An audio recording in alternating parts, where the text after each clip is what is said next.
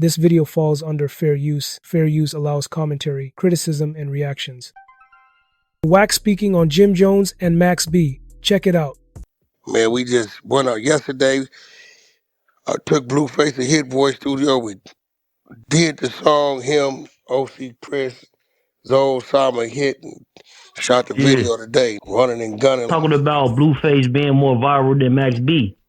I mean, Max B, he's only viral because his talent allegations. He ain't gonna do nothing, bro. This is a new world. I ain't gonna lie. Yeah. If he do something great, if he do something great, but I mean, let's just be real.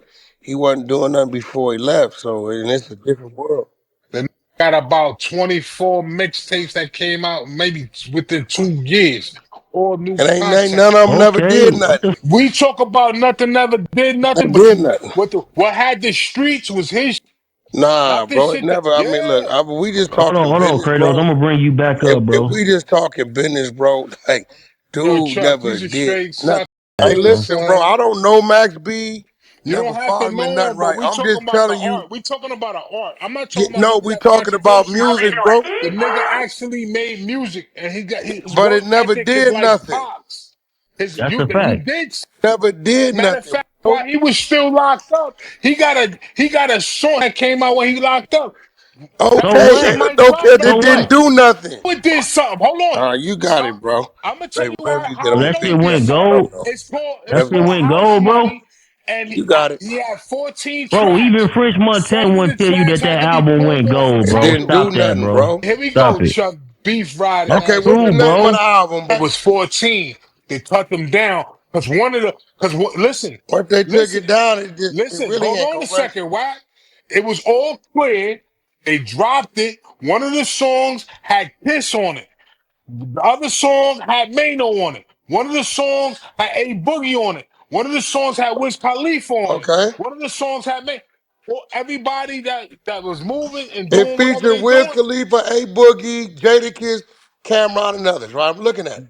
Yes. But it should have been 14 songs, not 7. House Money was in an EP. It was in an EP. All right, but listen, it registered as an EP, 7 songs. Okay, so why did they take it? Why did they take it down? What I'm asking. At the time, they were talking about his release before this November 9th. They were talking about it when Dean and them was on Drink Champs. They was talking about the release, and French was talking about the release. I thought the release was going to happen then, right after he dropped the House Money. This was the most mastered that he had, and popping. Like, they actually good. This is a good album. And listen, we be honest with you. You got that do. What I'm saying is this, right? I'm listening. Go ahead, What I'm saying is this. When dude went to jail, right? I believe he was maybe like an underground artist, like Papoose was, right? And the times have drastically changed to even the dude he's leaning on, he knows he can't even depend on the music, which is French, right? So dude like 47, I don't think he gonna get in the lane of these kids to even be somebody that's in the ranks of it, bro. On top of that, New York been down for a while. This is what I'm saying. What is it? Like, we saying that the kids won't adapt to this kind of music. He's the godfather of this kind of music. He made the music pop how it did. But how do they know? Hold on. I think personally, at the times like the Stack Bundles or the him that was gonna carry the torch for New York and bring whatever borough they had to bring out. That's like saying a nigga. Nah, bro. Nah. He's the epitome Not of all today. of this. He is. Listen. Yes. Hey, bro, he could probably do that. Yo, not today. I'm saying, bro, he's never reached that plateau of being that mainstream. If you telling me that went mainstream, it ain't no sense in us having this conversation. Yo, bro. You know what? Because you know he never went mainstream. We talk about for New York, so we talk about the reception that he's getting. We talking mainstream. That's how that works. No, I'm just telling you respectfully, bro. No, I can order something. Just you see if you want something. What I'm telling you is where it's, especially urban music, where it's at now, French noted is like, it's up. Whenever someone comments on the reach or the influence of artists from the same era, It always sparks a whole conversation. People start comparing notoriety, impact, and how different regions responded to each artist's work. So I don't know. Look, I'm not taking none from him locally. How y'all feel about him locally? Great. It's locally right here. We love to death too. Sugar free, but he ain't gonna do nothing. He ain't gonna leave locally, right?